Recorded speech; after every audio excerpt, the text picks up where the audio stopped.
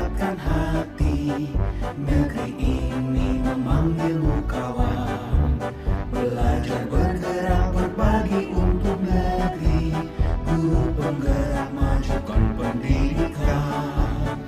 Guru penggerak menghamba pada murid. Kreatif rancang pembelajaran. Hargai potensi, tingkatkan prestasi. Lahirkan profil pelajar Pancasila. Belajar bergerak berbagi untuk negeri. Kita menjalin kolaborasi. Belajar bergerak berbagi untuk negeri. Demi bakti pada Ibu Pertiwi.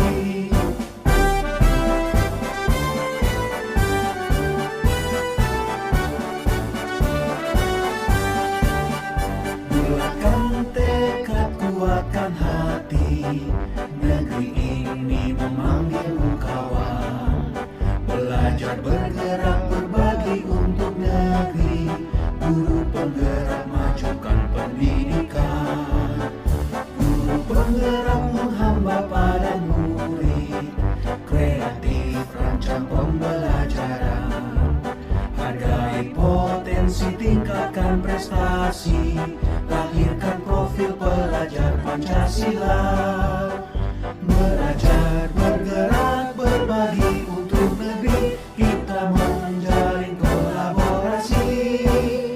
Belajar bergerak berbagi untuk. Assalamualaikum warahmatullahi wabarakatuh.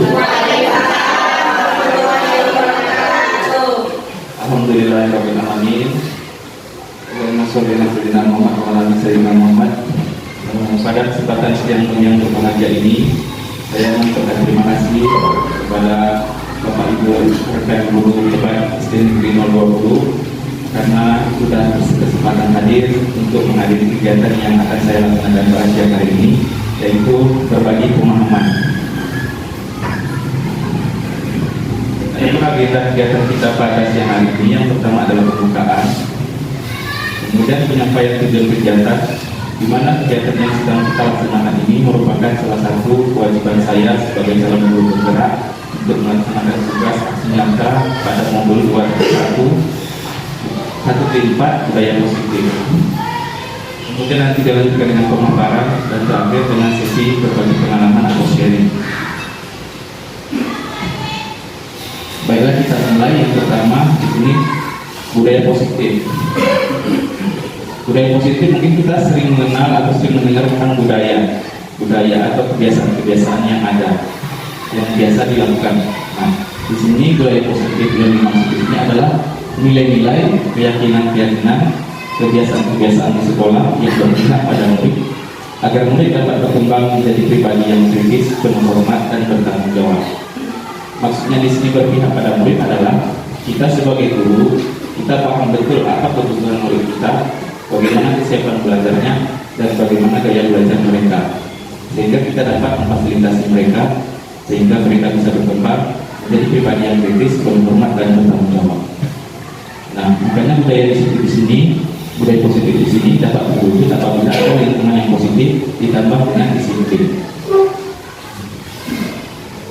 Kalau kita bahas tentang disiplin, menurut disiplin yang sering kita dengar adalah taat kepada peraturan. Nah, sementara pada kurikulum Merdeka menurut Yayasan Dewantara, disiplin itu artinya belajar kontrol diri dengan menggali potensi kita agar tercapai tujuan mulia, yaitu menjadi seseorang yang kita inginkan berdasarkan nilai-nilai yang kita hargai.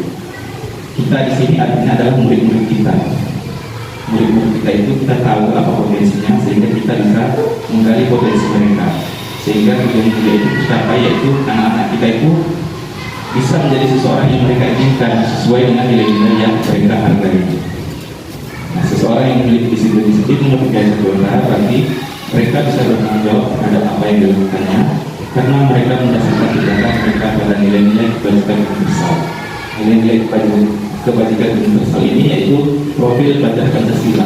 Nah, nanti kita kedepannya akan mengarah ke kurikulum Merdeka, maka kita akan bersinggungan dengan nilai-nilai kebajikan universal atau profil pelajar Pancasila. Sebelum kita lanjut, ini ada refleksi 60 detik, ada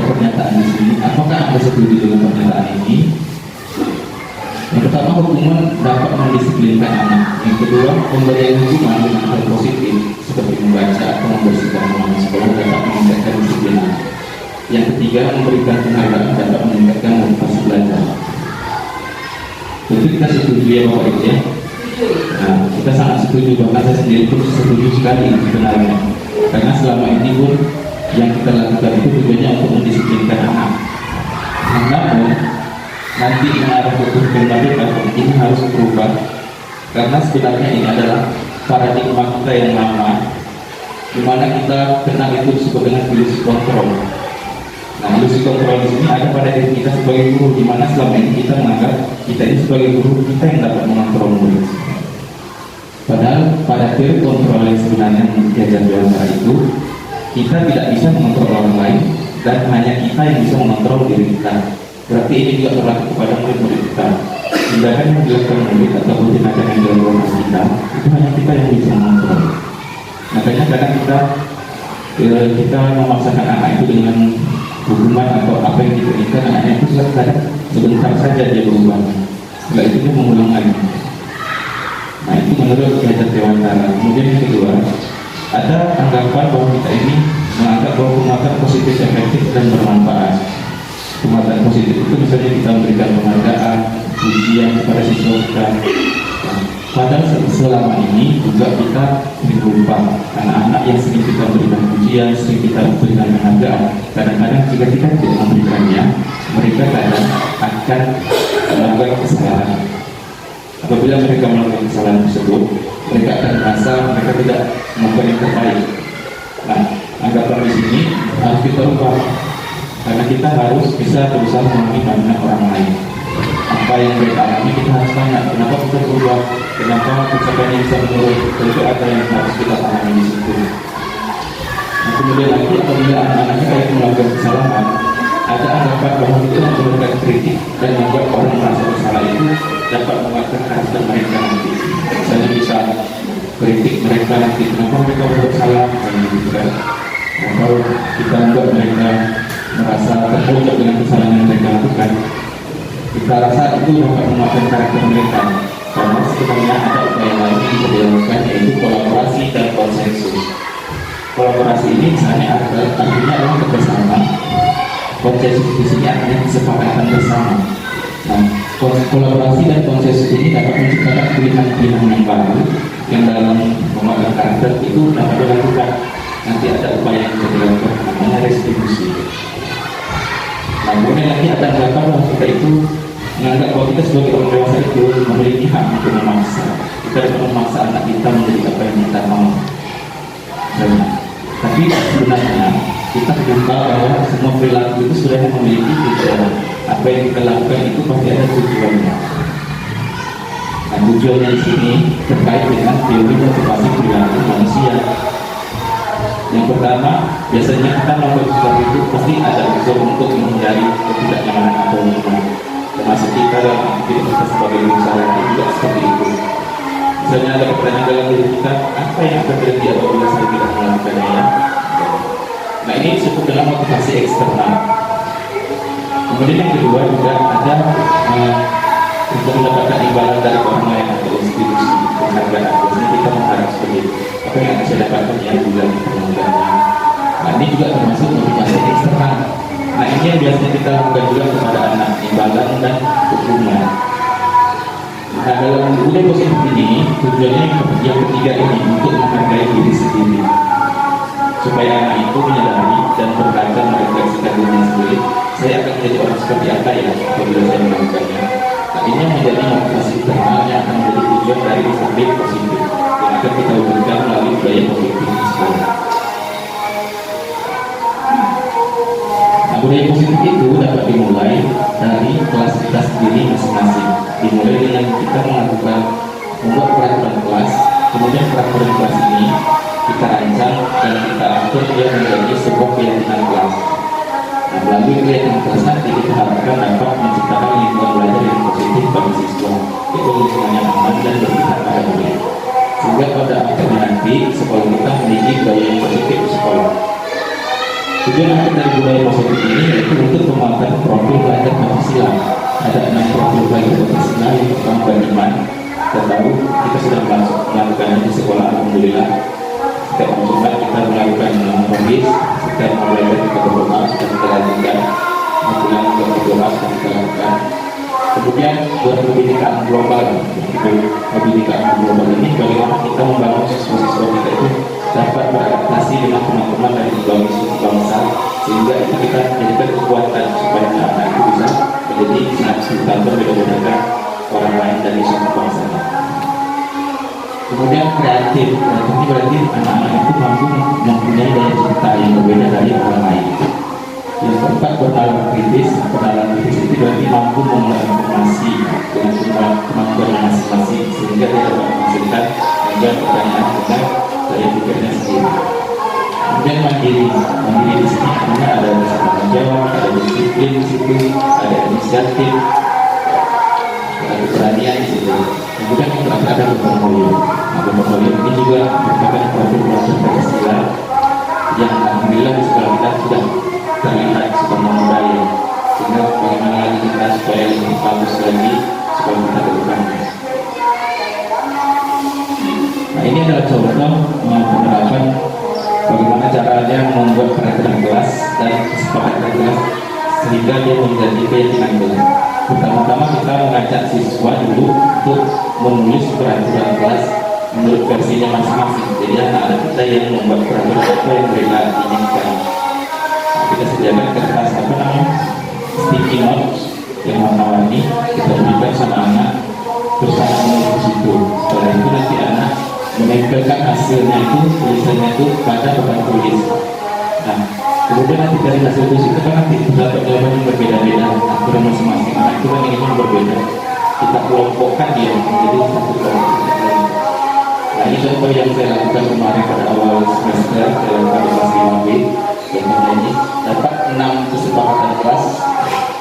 Nah, dari rumusan kesepakatan kelas ini lah yang akan menjadi nanti keyakinan kelas. Begitu. Nah, lalu mengapa penghukuman dan penghargaannya yang sebenarnya efektif menurut kita itu berbeda dengan pandangan kita sebelum merdeka? Karena yang pertama, hukuman itu tidak nyaman buat anak. Anak merasa tidak nyaman ketika dia tetap hukuman. Contohnya pasti ada titik namanya seperti itu. Terus juga hukuman itu bersifat menyakiti, baik secara fisik maupun verbal. Dia akan merasa tersakiti dengan ucapan guru, ucapan orang lain. Nah, kemudian juga bersifat paksaan. Kadang-kadang hukuman yang kita berikan itu mereka merasa terpaksa melakukannya karena rasa sadar sendiri. Nah, kemudian juga hukuman yang sering diterimanya akan membuatnya membenci dengan kelanjutan yang lama. Kemudian juga untuk menghindari hukuman tersebut kadang-kadang anak juga akan melakukan menyembunyikan kesalahan karena dia berbohong sehingga dia hukuman ini tidak efektif. Kemudian juga akhirnya hukuman ini kalau anak sering dihukumi akan menjadikan anak itu seorang identitas yang gagal, maksudnya pribadi yang gagal, pribadi yang merasa terpuruk, pribadi yang merasa dia tidak berguna, tidak berharga dibanding teman-teman yang lain. Begitu juga dengan penghargaan. Ternyata penghargaan ini menurut penelitian terbaru dapat mengurangi ketepatan. Ketepatan di sini dalam hasil karya dan hasil kerja siswa. Kemudian penghargaan ternyata juga tidak efektif sama seperti hukuman karena dia berdampak sementara tidak permanen. Kemudian juga penghargaan dapat menurunkan kualitas. Anak-anak yang sering diberikan penghargaan kadang-kadang hasil kerjanya juga ternyata menurun kualitasnya. Karena ada dorongan dari luar dulu untuk dia memegang sesuatu. Kemudian juga mematikan kreativitas, mentok apanya, daya ciptanya. Dan penghargaan juga merusak hubungan. Artinya di sini akan menimbulkan kesuburan kepada rekan-rekannya yang tidak sering mendapat pujian atau penghargaan, teman-teman yang cemburu. Kita juga kadang melihat ya di dalam lingkungan kerja kita dulu juga ada yang seperti ini kan. Bagaimana pasti ada teman apa penghargaan sudah merusak. Ada yang mendapatkan ini misalnya yang poinnya ini cemburu kita pernah ya pasti ada. Begitu juga dengan anak. Dan yang terakhir ini mengurangi motivasi ekstrinsik. Motivasi ekstrinsik tadi itu kan datangnya dari dirinya sendiri. Dan ketika kita sedang memberikan penghargaan, maka motivasi ekstrinsik ini akan menurun.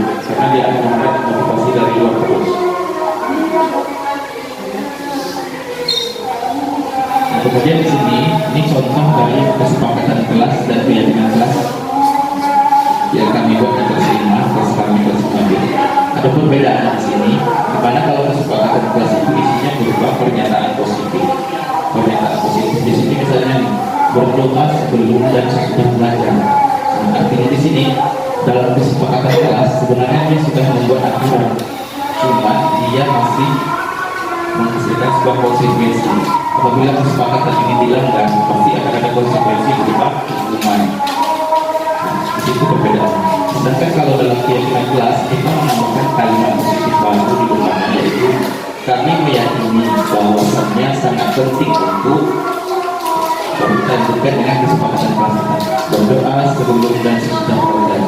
Nah, kalimat tersebut itu mencerminkan bahwa di situ terkandung nilai-nilai kebijakan universal, yaitu profil dan Pancasila.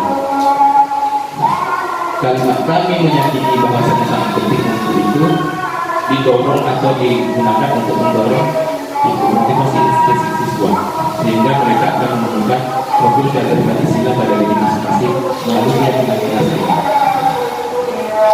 Kalau kita lihat di sini misalnya yang kami meyakini bahwasannya sangat penting berdoa sebelum dan sesudah belajar, berarti di sini ada nilai profil Pancasilanya beriman dan mengatur kepada Tuhan yang Maha Esa.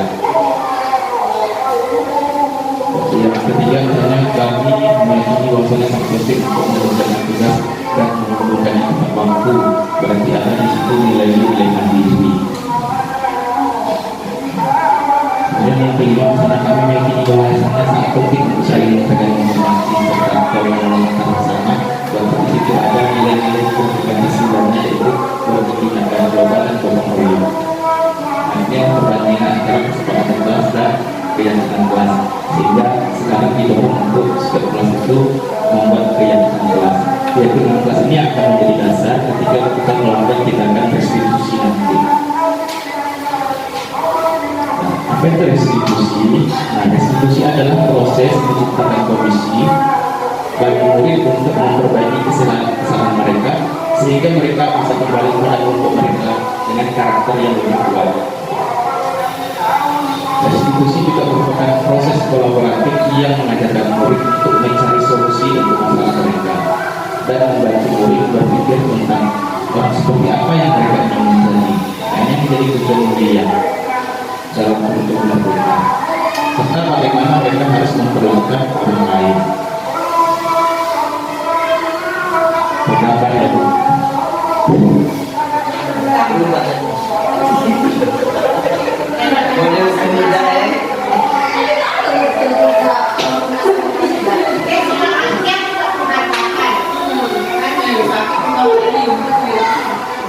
Jadi ada 9 ciri-ciri restitusi. Restitusi itu ciri-cirinya yang pertama dilakukan bukan untuk menghapus kesalahan, tapi untuk belajar dari kesalahan. Kemudian dia dilakukan untuk memperbaiki hubungan. Kita melakukannya dalam bentuk tawaran dan paksaan. Kemudian kita menuntun untuk melihat ke dalam diri dan untuk kita melihat ke dalam diri masing-masing. Juga mencari kebutuhan dasar apa yang mendasarkan tindakannya dalam melakukan kesalahan itu. Kemudian itu sendiri ini adalah hal yang paling baik kalau dibandingkan dari hubungan dan kebutuhan. Restitusi ini fokus pada karakternya, bukan pada tindakannya, kesalahannya, tapi karakternya. Dan kemudian restitusi ini fokus kepada solusi. Solusinya nanti adalah inisiatif itu sendiri. Kita tinggal menuntut dan mengontrol tindakan nanti ke depan setelah kita membuat kesepakatan pada restitusi. Dan kemudian kita akan mengembalikan murid yang bermasalah itu pada kelompok. Jadi ketika kita sudah beri arahan, nasihat, anak-anak kembali lagi bergaul dengan teman-temannya, tapi dengan kondisi yang sudah stabil, yang lebih baik, karakter yang menjadi pribadi yang lebih baik. Langkah-langkah restitusi di sini ada 3. Yang pertama, menstabilkan identitas anak ini. Dalam menstabilkan identitas ini, kita bisa menyampaikan kalimat-kalimat. Misalnya ini, seorang pasti pernah melakukan kesalahan. Kamu bukan satu-satunya yang telah melakukan ini. Misalnya ada anak yang melakukan kesalahan, kan? Karena kan kita langsung marah. Tapi kita jarang bertanya kenapa anak itu melakukan itu. Kita bisa lakukan ini untuk menstabilkan identitasnya, supaya ketika dia sedang dalam kondisi bersalah itu, dia sedang marah sama emosi, bisa emosinya kembali berbeda. Kemudian baru kita lakukan upaya validasi kebutuhan. Kita cari tahu kenapa dia melakukan ini, apa kebutuhan yang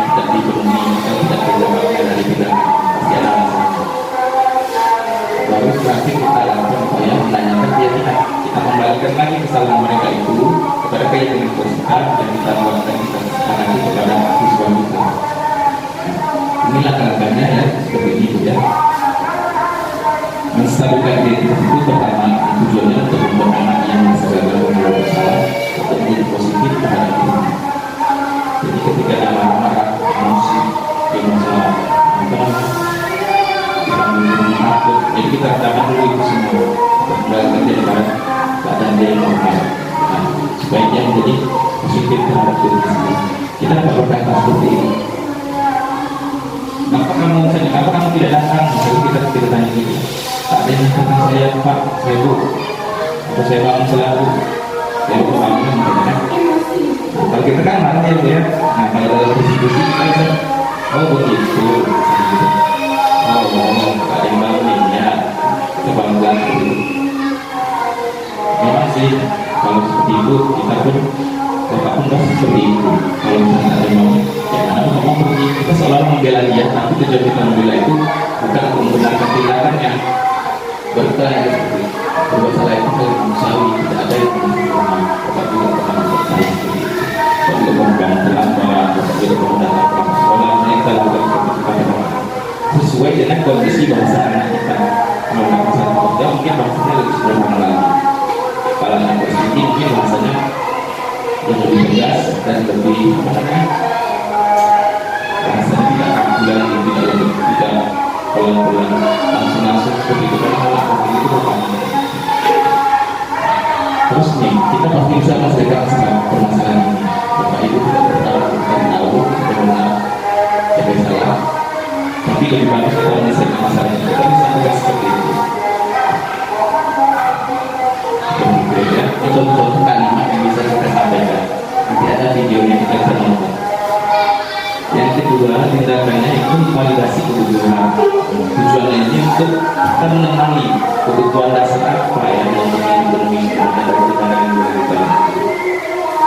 Karena pada dasarnya itu sudah tidak manusia itu tujuannya untuk memenuhi kebutuhan dasarnya. Maka itu power, kekuasaan, kebebasan, atau kasih sayang, sopan ataupun kesenangan. Jadi ada empat kebutuhan dasar manusia. Yang di siswa ada empat: cinta, kasih sayang, kekuasaan, terus kesenangan dan kebebasan. Kita bisa menyatakan kalimat seperti ini. Semua ada setengah. Ya, Pak, ini bukunya saya. Oh iya, kita bilang. Oh iya. Nah, kalau jadi kamu berkekuasaan tidak seperti itu juga. Tapi untung kamu bisa mengambil kalimatnya seperti itu. Nah, ini kebutuhan dasar manusia adalah apa?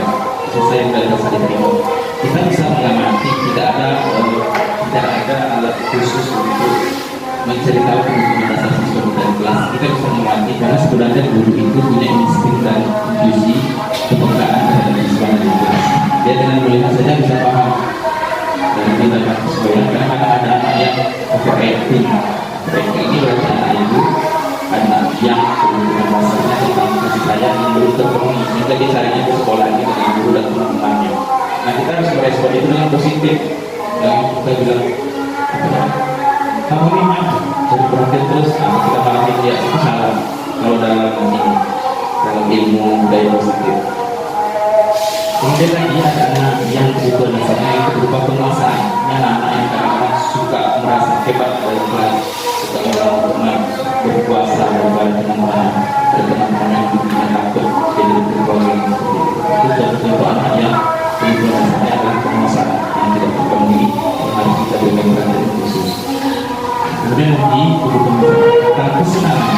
Kesenangan di sini kadang-kadang kita perhatikan di kelas anak-anak itu ada yang sukanya tuh sambil belajar dia bercerita, sambil belajar dia menonton. Kadang-kadang juga dia mengajak kita berbual bercerita-cerita. Terus juga lagi ada yang kesenangan ini yang dia suka menonton misalnya. Kemudian yang kebebasan, anak-anak yang kebebasan biasanya anak-anak yang suka jalan-jalan dalam kelas. Dia selesai tugas dia jalan-jalan, ganggu teman. Sebenarnya dia itu adalah anak yang kebutuhan dasarnya tentang kebebasannya belum terpenuhi. Cuma kita belum tahu bagaimana cara yang mengumpulkan itu. Untuk kondisi kita yang di sini di kota mungkin agak sulit ya. Bisa sebenarnya kebebasan ini dilakukan untuk mengajak anak itu belajar juga, atau mengajak anak itu belajar pelabur seperti itu. Contoh-contoh kebebasan dasar. Kemudian yang ketiga, langkah eksekusi yang terakhir ini adalah menanyakan keyakinan. Setelah kita tahu tujuan apa yang mendasari dari mereka, kita buatkan lagi ya, lalu kita tanyakan kepada keyakinan yang jelas. Tujuannya adalah untuk melihat kesalahannya. Terus kita hubungkan dia dengan norma sosial dan nilai-nilai dasar manusia dan misalnya anak itu membutuhkan kita tanyakan. Kalau kita perhatikan, kita lihat ada di dalam yang melakukan hal ini. Kira-kira kalau itu sudah benar terus tidak salah. Kita tidak apa kesalahan. Kalau salah, coba kita ingat keyakinan kita. Keyakinan kelas apa yang kita langgar, keyakinan kelas mana yang tidak sesuai dengan sedang membangun. Begitu. Baru kita ajak dia untuk membuat semuanya. Kamu mau jadi anak yang seperti apa? Kalau nanti misalnya kamu berhasil melakukannya, sudah melakukannya dengan baik. Kira-kira bagaimana rasanya kamu kita menjadikan seperti itu? Nah, ini adalah langkah restitusi ada 3. Ya Bu, yang jadi ini kita diarahkan untuk melakukan ini nanti pada kurikulum mereka dalam menghadapi dan menangani permasalahan disiplin siswa. Ini adalah video praktik restitusi yang kemarin saya praktikkan, saya demonstrasikan, dan ada juga satu video dari kementerian yang versi bagusnya, yang versi saya tidak bagus, yang versi kementeriannya bagus. Jadi ini contoh bagaimana kita melakukan restitusi itu kepada siswa kita. Mungkin Ibu berkenan ya untuk menyaksikannya.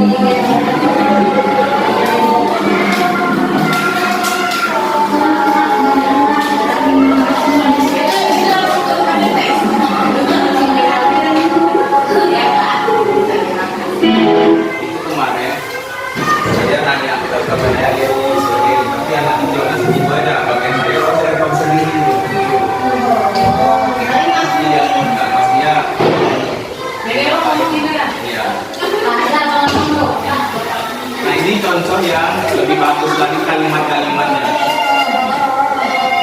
Cocok ini untuk kelas rendah, jangan untuk kelas rendah. Selamat pagi Aksi. Ya, Aksi sudah sederhana. Sudah, ya. Aksi kan tidak kenapa baru manggil ke sini. Tidak tahu. Apsi tadi berangkat ke sekolahnya jam berapa? Jam 7.15. Jam 7.15. Sudah kita maksudnya jam berapa? Jam 7. Jam 7. Artinya Apsi ini ada ke sekolahnya tepat waktu atau terlambat? Terlambat, Pak. Terlambat. Ya, terlambat ini perbuatan yang baik atau tidak baik sih, Mbak? Tidak baik. Tidak baik ya, perbuatan yang sangat terlambat itu ya. Baik. Setiap manusia sih pasti memang berbuat kesalahan. Dan sebenarnya enggak. Karena juga adalah terlambat seperti dari sebuah acara. Tapi di sini Pak Hendra bukan mau mencari siapa yang salah, tapi Pak Hendra mau membantu Apsi untuk mencari solusi terhadap masalah perlambatan Apsi datang ke sekolah. Apsi pasti punya alasan kenapa terlambat datang ke sekolah. Coba cerita sama Pak Hendra. Karena kebetulan kemana? Sebenarnya kemarin jam berapa tidurnya? Jam 9. Jam 9. Itu belajar atau ngapain? Kursus sama Menurut itu sama dengan akhirnya punya teman-teman punya kesianan itu. Baik, Apsi masih ingat dengan kesalahan kelas apa yang proses sudah kita buat pada kemarin lalu. Masih ingat apa itu? disiplin dan waktu. Disiplin dan waktu. Apsi yakin kalau disiplin dan waktu itu penting untuk kita. Apsi yakin ini tidak itu. Yakin. Baik. Sekarang apa yang harus Apsi lakukan supaya Apsi itu datang ke sekolahnya tidak terlambat, bisa tepat waktu dan disiplin. Tidur harus Jadi lebih awal. ya, Ya, terus apa lagi? terus selesai alarm Masalahnya, oke, jadi lebih awalnya jam berapa? jam 8. Jam 8. Kalau sebelumnya jam 9, sekarang jam 8. Oke, kemudian apa tadi? Masalah. Ya, Baik. Masalahnya sebelum sholat subuh, supaya Apsi juga bisa melaksanakan sholat subuh. Oke. Apsi sudah tahu apa yang harus dilakukan? Kapan mau mulainya? nanti. Mulai hari ini. Baik. Berarti mulai hari ini Apsi akan melakukan perubahan itu untuk menjadi lebih baik, menjadi anak yang disiplin dan tepat waktu. Apsi bisa? Oke. Pas dulu. Apsi pasti bisa menjadi lebih baik lagi. Oke. Terima kasih Apsi.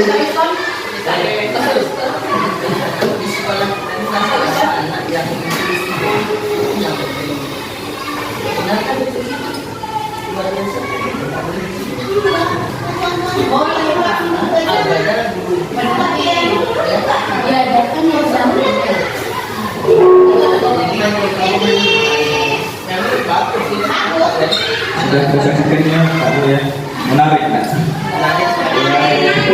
Sangat berbeda dengan yang kita lakukan selama ini.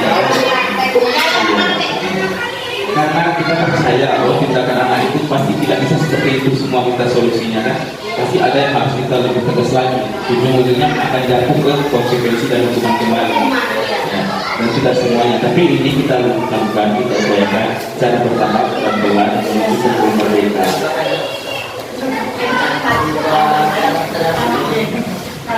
Seperti itulah gambarannya ketika kita menghadapi dan menangani kasus atau permasalahan disiplin siswa di sekolah.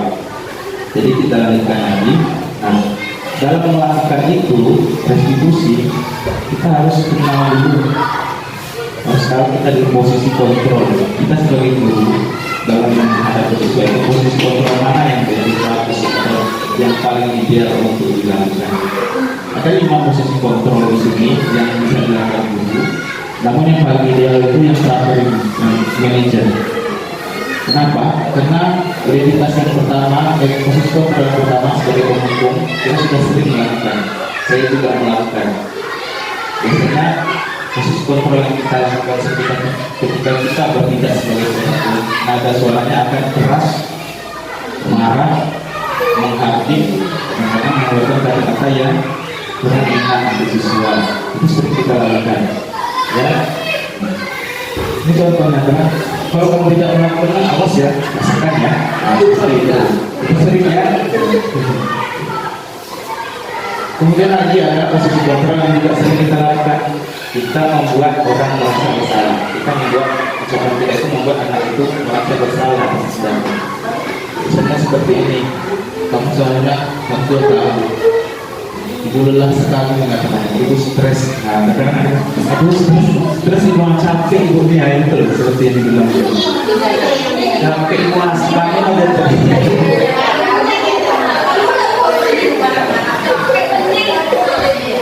Saat kita mengatakan itu, berarti kita melakukan posisi kontrol guru sebagai membuat orang merasa bersalah. Ciri-cirinya adalah ucapan kita itu lembut memang, tapi penuh sindiran yang membuat dia itu merasa kecil dirinya karena kesalahannya. Nah, itu dua penghukum dan pemberantasan kesalahan ini akan menghasilkan anak-anak yang memiliki identitas yang gagal. Dari sini dia menjadi kecil. Dia merasa berbeda dari teman-temannya yang lain. Dia merasa dia tidak berguna dibanding teman-teman yang lain. Kemudian ada lagi proses kontrol yang kita lakukan dan ini membuat identitas berhasil. Tapi keberhasilannya hanya membuat anak itu berada pada posisi yang nyaman atau netral, yaitu posisi kontrol sebagai teman. Nah, ini kita bisa sering melakukan. Kita bertindak seolah kita ini teman bagi anak kita. Ayolah, lancarlah ibu, kamu tak mau. Enggak, aku tadi bantu kamu loh. Cara nadanya, ciri-cirinya adalah nada kita berbicara kepada anak dengan nada yang bersahabat, nada yang mengguyon, berubah, dan anak juga seperti itu dengan berguyon. Ini juga sering, saya juga masih melakukan ini. Nah, kemudian ada lagi posisi kontrol pemantau. Pemantau di sini, nah biasanya dia ngomongnya berdasarkan peraturan, berdasarkan data. Kamu sudah melakukan berapa kali ini? Kamu berapa melakukan? Nah, dia nadanya adalah agak tegas dan dia berbicara itu sesuai dengan aturan yang ada. Misalnya beberapa kali semua tercatat dan itu disebutkan kepada siswa lagi. Sebenarnya tegas dan agak keras. Bagaimana yang benarnya tindakannya atau posisi kontrol apa yang paling ideal untuk melakukan diskusi? Manajer. Manajer di sini artinya kita menjadi manajer dan mengelola dengan apa? Dengan kita lakukan diskusi yang tadi kita itu. Supaya apa? Supaya kita bisa membuat anak itu menghargai diri sendiri. Kita juga bisa memahami kebutuhan apa yang dibutuhkan oleh kita, apa alasan yang kita, dan juga kita akan menjadikan anak itu kuat pribadinya, karakternya. Jadi contoh pembahasan seperti apa? Ada contohnya, ada 5 proses kontrol di buku kita.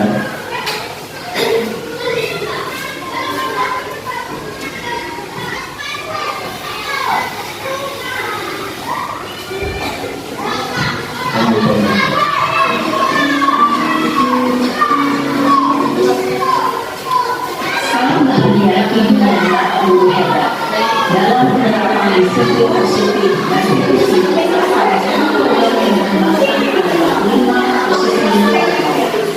5 posisi kontrol dalam diskusi adalah proses perjalanan seorang pendidik agar dapat mengenali dirinya.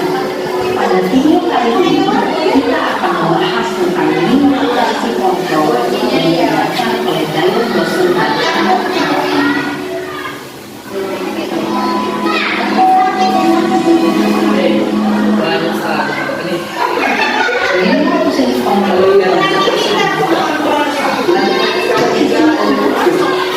Dua, posisi tanggap bersama. 3, posisi pemantau.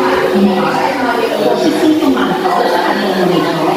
Dan 5, posisi manajer.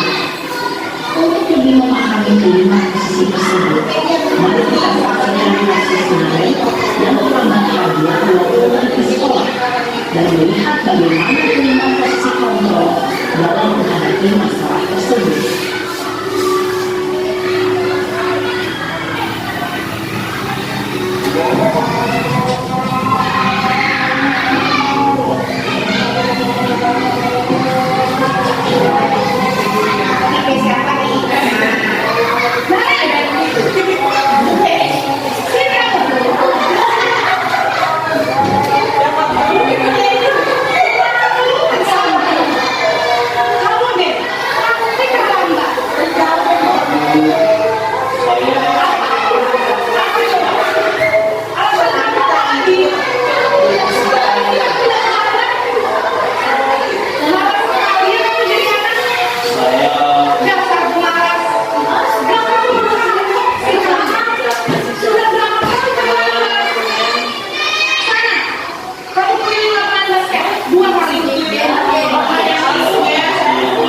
Bu.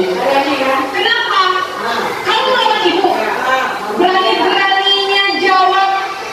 Sudah terlambat, masih berani jawab pula. Sekarang, pilih kotak basket 5 kali kalian. Biar pergi sana ke lapangan basket. Posisi itu biasanya menunjukkan menyakiti dan menyindir. Pertunjukan bisa berupa fisik maupun psikis. Ibu dan bapak guru hebat. Dampak yang terjadi pada murid ketika belum berada pada posisi tertentu adalah murid cenderung akan menggunakan bahkan rumah denda.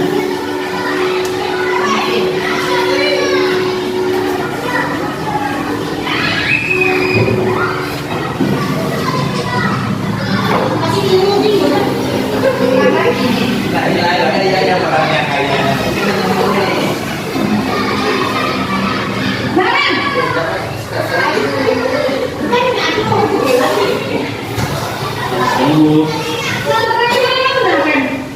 Kamu kenapa terlambat lagi, Nak? Ya Tuhan, Naren. Kamu senang ya bikin ibu susah ya?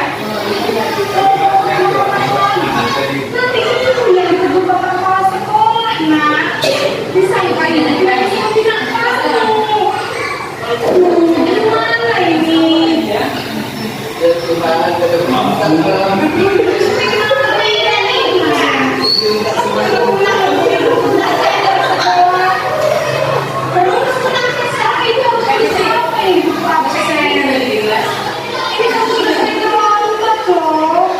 Ibu harus apa coba? Bu, maaf sekali. Ya sudah, lain kali jangan begitu lagi ya Nak ya. Ibu tidak akan kuat lagi kalau kamu begini terus. Bisa jantungan kalau ibu. Ini kita sangat cepat ya. Maaf ya Bu, maaf sekali. Posisi membuat kelas bersama berbicara dengan nada teman cenderung lembut. Bayang kata-kata yang dikatakan membuat murid bisa menjadi menjaga. Memandang murid yang biasa ini merasa tidak berharga dan tidak sanggup membahagiakan orang lain. Ketika guru mengambil posisi pembuat rasa bersalah, murid akan mengalami nilai yang salah dan ia akan menyimpan emosi negatif tersebut di dalam dirinya.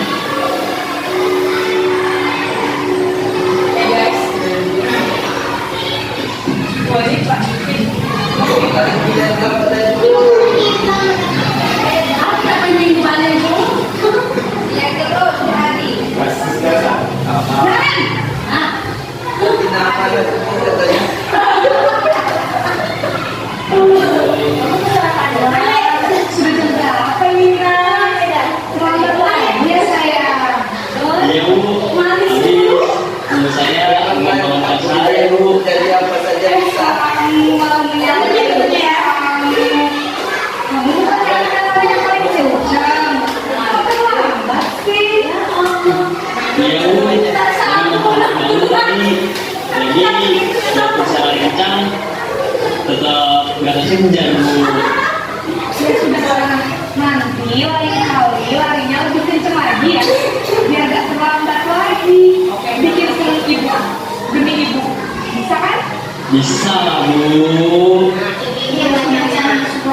Ibu dengan sih gak usah kasih kamu. Kamu ini ada tes aja. Dalam posisi teman, guru berbicara dengan nada suara ramah atau cenderung bersenggan untuk menjaga suasana tetap santai. Murid akan merasa senang, aman, dan akan dengan guru. Identitas yang tercipta adalah identitas sukses atau berhasil. Namun, perlu diingat, karena ini masih dalam ekspor, maka ada faktor dan zaman dari di sini belum absennya, sehingga dalam waktu murid bisa berperilaku baik, namun tidak pada faktor tertentu saja.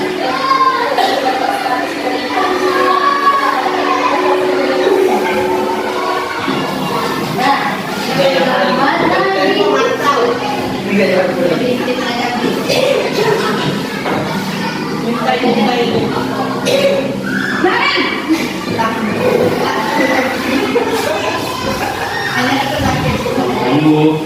Kemarin, apa peraturan sekolah kita tentang jam berapa kita harus masuk sekolah? Nah, Kita harus di sekolah itu Bu. iya betul. Sekarang sudah jam 7.20. Kemarin sudah tahu konsekuensinya jika terlambat ya. Paham Bu, saya harus tinggal kelas pas jam istirahat selama 20 menit. Iya benar, konsekuensinya demikian. Jadi nanti jam 9.30 pas istirahat, kamu harus tinggal di kelas, kerjakan tugas tambahan untuk tetap berjalan kamu ya. Baik Bu. Posisi pemantau mengandalkan penghitungan atau data untuk mengontrol murid. Guru mengarahkan murid berdasarkan peraturan dan konsekuensi.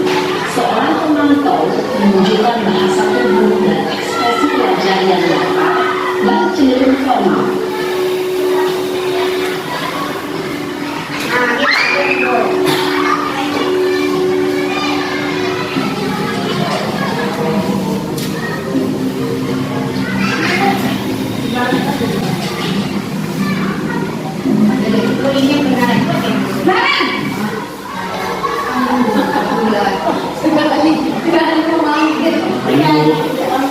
Selamat pagi Naren.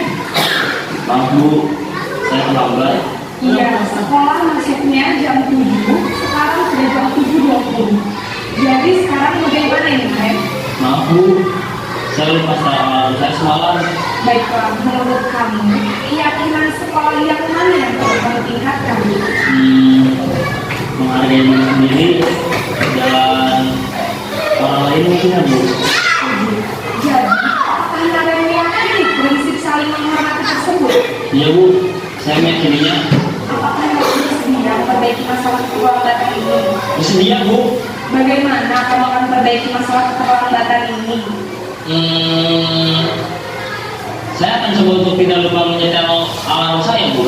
Baik, kalau kalian kamu akan di rumah, ada orang yang kira-kira bisa bantu mengingatkan tidak? Ada Bu, kakak saya, Kak Emma. Ada lagi selain kalian? Selain Kak Emma, ada ibu saya. Baik, jadi yang boleh kemarin adalah Kak Emma dan ibu dia. Kira-kira akan mulai alarm kapan ya? Setelah pulang sekolah, akan segera saya lakukan. Baik, jadi Naren akan setel alarm untuk bangun besok pagi dan akan diingatkan oleh kakak Eki dan Naren. Ada lagi yang mungkin perlu dilakukan? Lagi. Tidak ada Bu. Baik Naren, terima kasih untuk bersama kamu. Sekarang kamu perlu kembali ke kelas untuk belajar. Baik Bu, terima kasih. Posisi manajer adalah posisi kontrol yang disarankan untuk membimbing murid memiliki sikap disiplin yang positif, yaitu murid yang mandiri, bertanggung jawab, dan dapat memecahkan masalah. Tujuan dari posisi ini adalah agar murid dapat berefleksi atas tindakannya. Guru akan terus memberikan pertanyaan-pertanyaan bermakna, sehingga membuat murid dapat belajar dari kesalahannya dan mencari sebuah solusi untuk menyelesaikannya. Ibu dan bapak guru hebat, setelah mengamati adegan 5 posisi kontrol tadi, kira-kira posisi mana yang paling ideal? Posisi mana yang dapat menunjang motivasi intensif murid? Ya, tentu posisi manajer. Posisi ini memang posisi ideal yang ingin dituju setiap murid.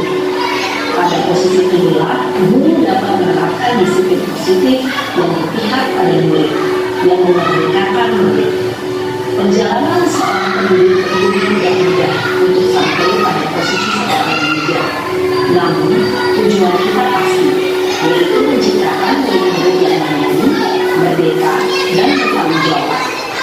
Semoga penggambaran 5 posisi kontrol yang telah diperlihatkan ini dapat menjadi ajang refleksi bagi kita semua, agar dapat terus mengasah dan menerapkan disiplin positif yang memerdekakan murid. Mari terus berlatih dan bersemangat. Selamat menerapkan. Salam dan bahagia, Ibu dan Bapak Guru hebat. Oke, tepuk tangan dulu. Terima kasih sudah menyaksikan tayangan barusan. Kita tergambar proses apa yang akan berjaya untuk dilakukan nanti ketika misalnya kurikulum kita sudah terimplementasi sekolah. Kita sudah paham kita sampai hari ini sudah di tahap mana. Mudah-mudahan ke depannya dapat ditingkatkan sampai ke posisi kontrol manager. Sebelum kita masuk ke kesimpulan, ada sisi berbagi yang harus kita lakukan untuk sharing pengalaman. Mungkin masih ada di bawah. Kita sharing pengalamannya ketika menghadapi permasalahan siswa. Kita bisa bercerita atau menceritakan selama ini yang pengendaliannya harus kontrol yang aman. Ada, boleh bisa.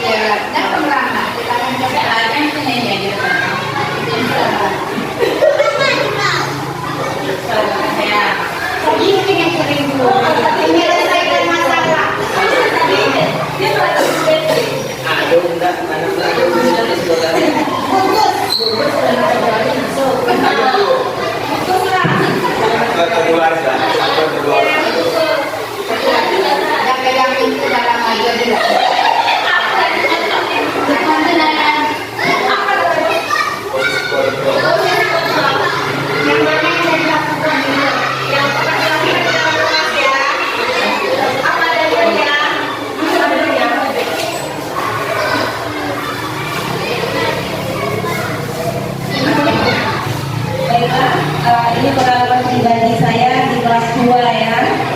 Posisi kontrol yang pernah saya alami itu pada ketua kelas kami yang sebenarnya dia tegas, luar biasa, tapi di kelas itu lasak sekali. Jadi setiap habis menyelesaikan tugasnya tuh dia cepat, tapi dia langsung lari sana lari sini. Jadi hampir setiap hari saya memanggil dia ke depan. Jadi saya panggil gini, udah berbagai cara saya lakukan supaya dia kalau udah menyelesaikan tugasnya itu duduk di tempat itu kayaknya nggak bisa gitu kan, rasanya luar biasa. Jadi kalau saya panggil ke depan, saya bilang gini, Atala, kamu sudah siap melakukan tugas kamu tadi, sudah menyelesaikan tugas latihan kamu, sudah Bu. Terus kenapa kamu ke belakang lari sana lari sini, kamu datangi teman kamu duduk di sebelah teman kamu yang belum siap, terus kamu ajak main. Jawabnya, saya bosan Bu, kalau udah capek, udah siap tuh saya bosan Bu, nggak bisa duduk tenang, nggak bisa Bu. Coba sekali ini hari ini bisa nggak kamu udah melaksanakan tugas kamu, udah menyelesaikan latihan kamu duduk sebentar aja. Memang tidak bisa. Jadi ya berbagai cara lah sampai terakhir saya buat dia duduk di samping saya.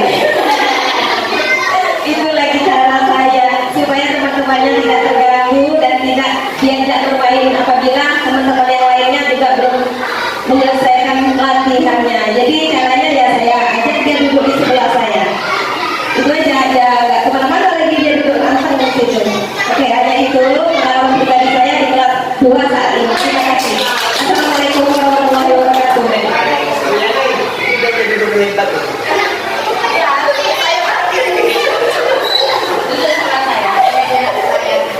Nah, dari cerita ibu sama yang tadi menarik sebenarnya.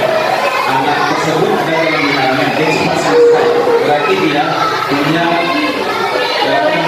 kelebihan dalam belajar, yaitu dia cepat belajar. Dia tidak punya hambatan belajar, tapi dia cepat selesai, cepat belajar. Tapi kebutuhannya adalah kebebasan. Kenapa? Karena dia sudah selesai, dia tidak tahu lagi mana kain. Dia karena dia butuh kebebasan itu. Nah itu kita sebagai guru yang harus menentukan bagaimana caranya supaya ketika dia sudah selesai tugasnya, kalau kita berikan dia tugas tambahan, itu kita tidak efektif, karena itu nanti akan membuat dia bosan. Cara yang dilakukan tadi itu ada juga bagusnya. Mungkin bisa kita panggil dari depan seperti yang dilakukan itu tidak bagus. Atau upaya lain yang bisa dilakukan mungkin kita buat dia menjadi pengajar berulang. Seperti tutor sebaya. Karena karena ini masalah kelas 2, itu kita sudah mendampingi mengenai ya. Terima kasih Pak Penyanyi atas sharing pengalamannya. Menarik, semoga bisa menginspirasi kita di sini untuk membuat sesuatu yang lebih baik untuk siswa kita. Baiklah Bapak Ibu, kesimpulan dari budaya positif ini adalah yang pertama, budaya positif merupakan upaya kolaborasi sehingga tidak dapat diwujudkan sendiri, melainkan membutuhkan kerjasama antar pihak yang berkomunikasi. Ada kunci di sini yaitu kolaborasi dan kerjasama. Jadi kita sama-sama mulai berkolaborasi dan bekerjasama supaya kedepannya budaya positif yang sudah ada di sekitar kita ini bisa lebih bagus dan lebih bagus dari kedepannya. Kemudian yang kedua kesimpulannya, budaya positif itu dapat dimulai dengan membuat keyakinan kelas bersama siswa dan menerapkannya mulai dari kelas kita masing-masing dulu. Selanjutnya, budaya positif bertujuan untuk menciptakan ekosistem sekolah yang aman dan berpihak pada murid, aman dan berpihak pada murid, agar kita paham baik dan buruk itu sesuai dengan kebutuhan pelajarannya. Dan terakhir penutup, saya mengambil kutipan dari Muhammad bin Farah. Sebagai pendidik, tujuan kita adalah menciptakan anak yang memiliki disiplin diri sehingga mereka bisa berperilaku dengan mengacu pada nilai-nilai kebijakan Islam dan memiliki motivasi instruksi, bukan motivasi ekstremisme. Demikianlah pemaparan saya mengenai materi budaya positif. Saya berharap semoga materi ini dapat bermanfaat bagi kita dan